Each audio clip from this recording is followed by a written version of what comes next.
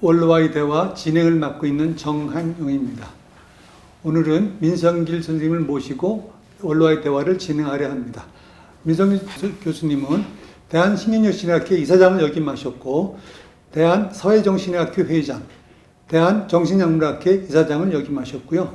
대한임상독성학회 창립을 하셨고 회장을 역임하셨습니다. 대외 활동으로는 다양한 활동을 하셨는데 서울시 정신보건사업지원단 단장을 하셨고요. 한국기독정신과의사회 회장, 성과학연구협회 회장 등의 다양한 역할을 하셨습니다.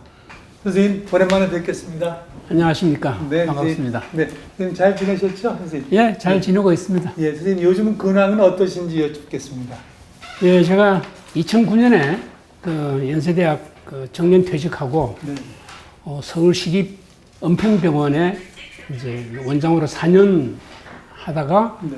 현재는 그 용인에 있는 효자 노인병원 거기에 진료원장을 맡아 있습니다. 네. 그리고 이제 대외적으로는 시민 활동인데요. 거기 이제 성과학연구협회라는 예. 그 단체를 이끌고 있는데, 요거는 이제 그 현대 사회의 성윤리, 네. 전통적인, 우리는 이제 나이 든 사람이니까 네. 전통적인 성윤리를 프로모트하는 그런 뭐 단체라고 보시면 되겠습니다. 네. 예. 여전히 선생님 부지런히 다양한 활동을 하고 계십니다. 아, 예, 감사합니다. 예, 예. 저희가 이제 처음 질문을 드리는 것이 정신과에 관심을 가지게 된 계기에 대한 말씀 부탁드립니다. 예, 그 자주 그 질문을 받는데요. 이제 얘기를 하다 보니까 좀 정리가 됐어요. 그리고 네. 저도 생각하다 보니까 아, 내가 이래서 정신과를 했구나 하는 거를 이제 이제서 깨닫는 점도 있습니다. 첫째는 의과대학 다닐 때 김철훈 선생님한테 이제 강의를 듣는데 네. 그 정신 분석 강의가 재밌더라고요. 예. 그분이 그 재밌는 예를 들어서 그때는 주로 이제 그 성에 관한 것이었으니까 그게 이제 관심이 있어서 아, 요거 재밌네. 요걸 앞으로 하면 좋겠다. 그리고 제가 뭐 아시는지 모르지만 목사 아들이거든요. 네. 네. 그래서 교회에서 늘 지내다 보니까 제 아버님이 이제 저들은 목사하라고 그랬어요. 그 이제 목사의 장남은 예. 이제 아버지를 이어라 뭐 이런 예, 말씀이었거든. 예. 그래서 저도 이제 목사가 돼야 되나 보다 생각했는데 어쩌다가 이제 공부를 잘하다 보니까 의대를 가라 이렇게 된 거죠. 네. 예, 그래서 이제 의대를 왔는데 아, 정신과를 하면 요게 목사 비슷한 거겠다 하는 생각을 했어요. 네. 그래서 그 순간에 이제 마음이 결정되더라고요. 네. 아, 나 이제 졸업하면 정신과 한다. 그래서 이제 김천 선생님 찾아갔습니다. 네. 그래가지고 선생님 저 앞으로 정신과 해보겠습니다 이랬거든요. 네. 그랬더니 선생님이 인턴 끝나고 그때 생각해보고 그래도 하고 싶으면 그때 와 그러시더라고요. 예. 근데 그때 그 후로 그 치프 레지던트가 예. 아, 저를 케어하더라고요. 네. 예, 찾아와서 야 잘 있냐 공부 잘하냐 네. 그러고 뭐 그래서 이렇저렇게 하다가 이제 정신과 하게 됐죠. 예. 좋았습니다 아주. 예. 그러셨군요. 제 개인적으로는 아까 선생님 말씀한 정년 퇴직 제가 시기에 갔었는데 목사님하고 그 사모님하고 그러니까 아버님 어머니 다 참석하셔서 제가 알고 굉장히 인상적이었습니다. 이제 그 정신과에 그렇게 선택하게 되셨고요. 정신과의 의국 생활에서 존경하는 선생님과 그 의국 분위기에 대한 말씀을 좀 부탁드리겠습니다. 예, 저는 그 선생님 얘기를 많이 하고 싶어요. 네. 저는 뭐 그 세대가 그런지 몰라도 하여튼 선생님들의 은혜가 크다. 뭐 이런 생각을 많이 합니다. 예. 뭐 그 시대는 또 그런 점이 있었고 그래서 이제 말씀드리자면 김채원 선생님. 네. 이분은 아주 엄격하죠. 소문 났지 않습니까? 네. 그래서 이제 그분한테는 그 뭔가 이 사이언티픽한 그 엄격성. 네. 아주 그 대단하신 분이었기 때문에 그런 걸 제가 잘 배웠고요. 그리고 이제 그분은 본래 내과 출신이기 때문에 네. 이 바이올로지컬 사이키아트리에 이제 본래 훈련도 받고 미국서도 그런 거를 이제 하셨기 때문에 이제 그분한테는 그 뇌과학, 생물학적 정신학. 그분이 이제 제가 인턴 할 때 읽으라고 책을 준 책 이름이 바이올로지컬 베이시스 오브 멘탈 마인드인가 뭐 그랬어요. 네. 요만한 책인데. 그렇게 배웠고, 그 다음에 이제 우리 아시다시피 정신과는 또 사이코테라피를 열심히 잘 해야 되니까, 그거는 뭐 1년차 때부터 졸업하고 전임 강사, 조교수 때까지 제가 이동식 선생님을 졸졸 따라다녔습니다. 그래서 그분한테서 이제 정신치료를 배웠는데 정말 감사하게 생각하죠. 예. 그리고 제가 그분한테 배운 걸로 많이 써먹고 그다음에 이제 해서 뭐 상당히 성공을 했다고 저는 생각하거든요. 그래서 아주 감사하게 생각합니다. 그리고 이제 박종철 선생님이 계셨어요. 예, 그분은 아주 신세하신 분이기 때문에 성실성을 배웠고, 그다음에 이건우 선생님이 또 잠깐 계셨어요. 그래서 그분한테는 아주 프라그마틱한, 지금도 연락합니다만 아주 프라그마틱한 걸 배워서 또 감사하게 생각합니다. 그분이 날 데리고 여기저기 댕기면서 야 정신과는 뭐 이런 것도 해야 되는 거다, 뭐 이런 식의 그런 이제 레슨을 주셨죠. 어국은 아주 재밌었습니다. 한 대여섯 명 한 방에 모여가지고 4년 동안 지지고 볶고 그리고 살았죠. 그래서 그 후도 우리 아주 친하게 지냅니다. 요즘도 가끔 만나요. 만나서 이제 또 옛날 선생님들 모시고 식사도 하고 그렇게 하고 있습니다. 다음 질문으로 이제 정신의학 분야 중에 어떤 부분이 주 관심사였는지에 대한 질문이고요. 또 그걸 혹시 선택하신 이유, 또 그 관심사 분야 중에서 본인께서 특히 기억에 남는 성과 등에 대해서 말씀을 부탁드리겠습니다.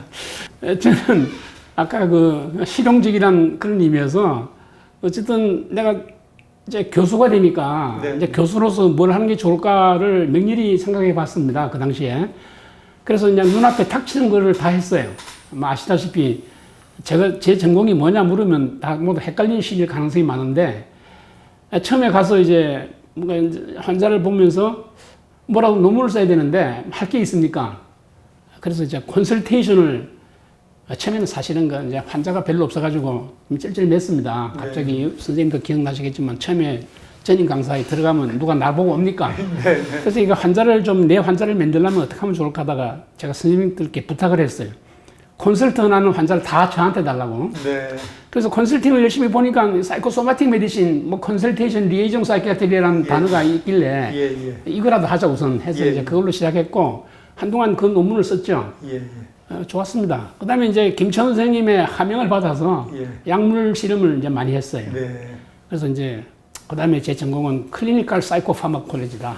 이렇게 했고, 그 다음에 사이코테라피는 제 전공은 아닙니다만 그래도 이동식 선생님 따라다니면서 이제 열심히 해서 실제 임상에서는 그걸 많이 써먹었죠. 그래서 그걸 하다 보니까 그 환자들하고 얘기하고 하는 게 이제 말하자면 좀 자극적이고 관심이 있어서 이제 화병. 이제 그 부인들이 그 화병 얘기하는 걸 듣고 우리 이동식 선생님 맨날 그랬잖아요. 뭐 한국적인 것이 뭐 세계적이다.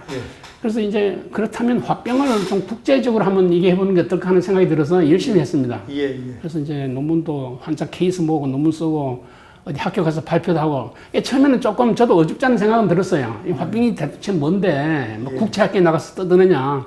근데 재밌는 거는 일본 사람들이 흥미를 가지더라고요. 그분들이 그때 이제 한일 관계 때문에 아마 이제 그런 관심을 가졌고, 그다음에 이제 서양 사람들은 별로 뭐. 그런데 이제 논문을 조사해 보니까 앵거 신드롬, 앵거 디소더란 말이 있긴 있어요. 그리고 주로 클리니컬 사이콜로지스트들이 카운슬링 할 때 분노 문제를 많이 다루고, 그 이제 인터넷 들어가니까 엄청나게 많은 자료들이 거기 있었어요. 정신과사들은 그 앵거를 별로 병으로 생각 안 하는데, 그 노멀 이모션이다 그러고 되게 그냥 나보고 웃어 넘기더라고요. 근데 그 의외로 클리니컬 사이콜로지스트들이 화병, 앵거, 인터미턴트 익스플로시브 디소다, 앵거 디소다라는 말을 쓰고 자기들이 상담한다. 그리고 이제 치료 방법은 앵거 매니지먼트라는 말을 막 쓰고, 그래서 그 우리나라 왜 개업의사들이 이제 광고하듯이 그 클리니컬 사이콜로지스트들이 자기 클리닉에 대해서 소개하면서 앵거를 자기가 전공한다는 사람들이 의외로 많아요. 그리고 이제 한 번은 내가 이 뉴스를 보다가 카톨릭대에서 어떤 선생님 이거 한번 보라고 하여튼 뉴스를 보내주는데, 미국 심리학회에서 미국 정신의학회에 DSM-4인가 5 그 개정할 때 앵거 디소더를 넣자고 공개적으로 오퍼, 그러니까 제안을 했는데 일주일 후에 그 당시 DSM 코미티 위원장이 노 하는 그 기사를 제가 봤어요. 그래서 앵거가 언젠가는 빛을 보겠다 하는 생각을 좀 하고 있습니다. 그 다음에 이제 뭐 사회 문제에 이제 관심이 많아서 이제 위안부, 뭐 탈북자 이런 연구를 했죠. 탈북자인 거는 꽤 유명했습니다. 지금도 그때 쓴 논문들이 외국에서 많이 언급되고 있어요. 제일 대표적인 게 탈북자가 남한에 와서 7년 되었을 때 애답테이션 문제를 다뤘거든요. 예. 예. 그건 꽤 유명합니다. 아까 제가 이제 서두에 대한시니어신학회 이사장을 여기 말씀드렸는데 그런 대한시니어신학회 활동하고요. 또 분과학회 활동에 대한 말씀을 좀 부탁드리겠습니다. 정신과 학회는 제가 김천 선생님 따라서 뭐 젊어서 이제 가방 들고 다니면서 많이 그분 일을 도와주다가 인벌브 많이 하게 됐습니다. 뭐 초창기에는 학술 용어 제정 뭐 이런 거 하고 뭐 그 후에 정신보험법 관계 이거 따라다니면서 이제 어깨너머로 배워서 그게 나중에 좀 도움이 됐고요. 이동식 선생님이 학회장 하실 때 제가 총무를 했습니다. 네. 총무를 하고 그다음에 이제 김천 선생님 모시고 정신약물학회를 만들 때 제가 12년 총무를 했어요. 그래서 그다음에 이제 겨우 이사장이 됐습니다만 그다음에 제가 이사장을 할 때 그게 여러분 이제 2년제 이사장 제도가 처음 생기고 제가 처음으로 그걸 했었죠. 그렇게 알고 있습니다. 예, 그리고 제가 그때 이사장 할 때 제일 업적이 의학 분업에서 정신과를 예외로 만든 게 제 회기 때 있었고 그때 이제 국회에 다니면서 이제 로비하고 막 그랬습니다. 그때 열심히 도와주신 분이 이춘경 선생님, 박정수 선생님, 그다음에 배우에서 코치하신 분이 백상창 선생님이셨어요. 국회의원들한테 가서 말할 때는 이렇게 해라. 그래서 많이 배웠고 어쨌든 그때 제 회기 때 이제 그때 보사분과위원회 할 때 복도에서 기다리면서 초조하다가 드디어 정신과는 예외입니다 하는 그 통보 듣고 아주 기뻤죠. 예, 그래서 그걸 좀 알아주셨으면 좋겠어요. 예, 그런 일이 있었고. 국과학회는 뭐 약물학회. 약물학회 약간 얘기했고 그때 약물학회가 한국에 처음에 이렇게 소개되면서 아주 재밌었어요. 아주 급속히 발전했죠. 알겠습니다, 선생님. 다음 질문 이제 올해 근무한 병원 아무래도 선생님은 연세대 그 병원에 대해서 말씀하고요. 또 제자를 많이 키우셨는데 그 제자들에 대한 소개도 같이 부탁드리겠습니다. 예, 저는 뭐 연세대에 들어간 거, 그다음 거기서 공부한 거, 그 후에 트레이닝 받은 거 이거 아주 자랑스럽게 생각합니다. 그리고 이제 크리스천 기독교 계통이니까 뭐 성장 배경하고 딱 맞고 해서 적응이 아주 잘 됐어요. 그래서 아주 거기서 말하자면 참 보람 있는 세월을 보냈고, 그다음에 질문이 또 많은 제자를 키우셨는데 저는 뭐 제자라고 꼭 굳이 부르고 싶질 않아요. 제자라는 말 쓰기보다도 후배, 후배, 그다음에 동문 이런 말을 쓰기를 좋아하고, 하여튼 뭐 같이 있으면서 이제 사람들이 많이 이제 배출됐죠. 그래서 각계각층에서 지금 다 활동하고 있고 기쁘죠.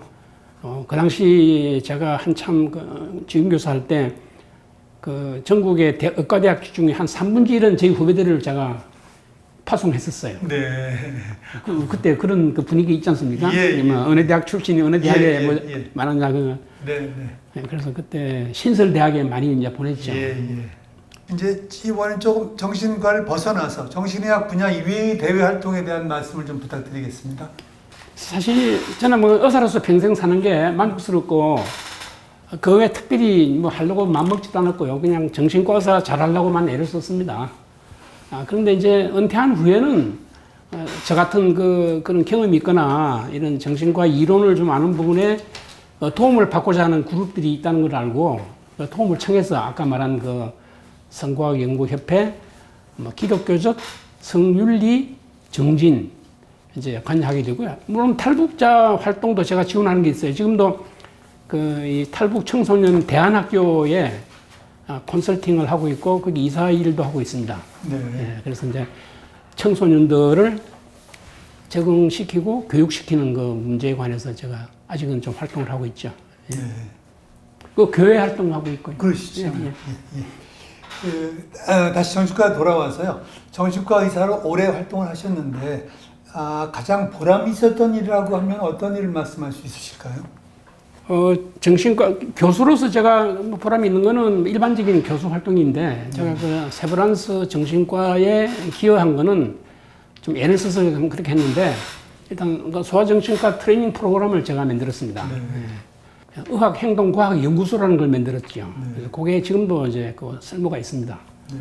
그다음에 임상심리실, 그때 임상심리실을 이제 소위 정상화해서 연세대학교 심리학과하고 협조해서 트레이닝 프로그램을 만들었어요.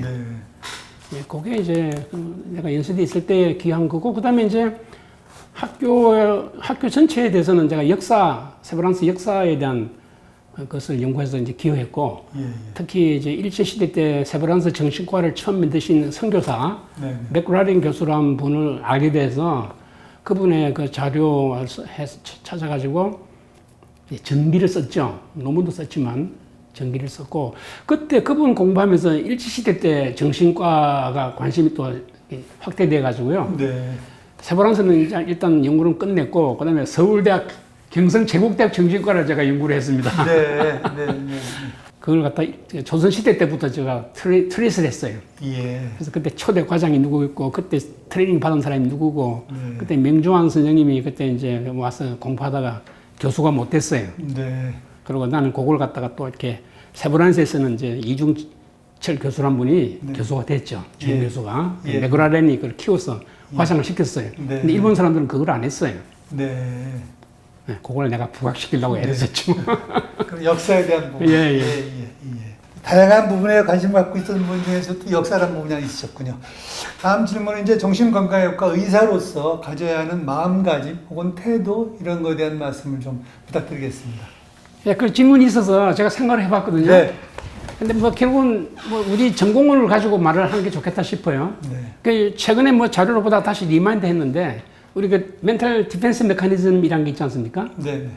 근데 거기 보면 뭐 디펜스 메커니즘이라는 얘기가 나오는데, 거기 마추어 디펜스 메커니즘이라는 게 있더라고요. 네. 네. 근데 그게 5개 정도로 언급이 되는데, 예, 예. 첫째는 서프레션, 참아라. 네. 참아라.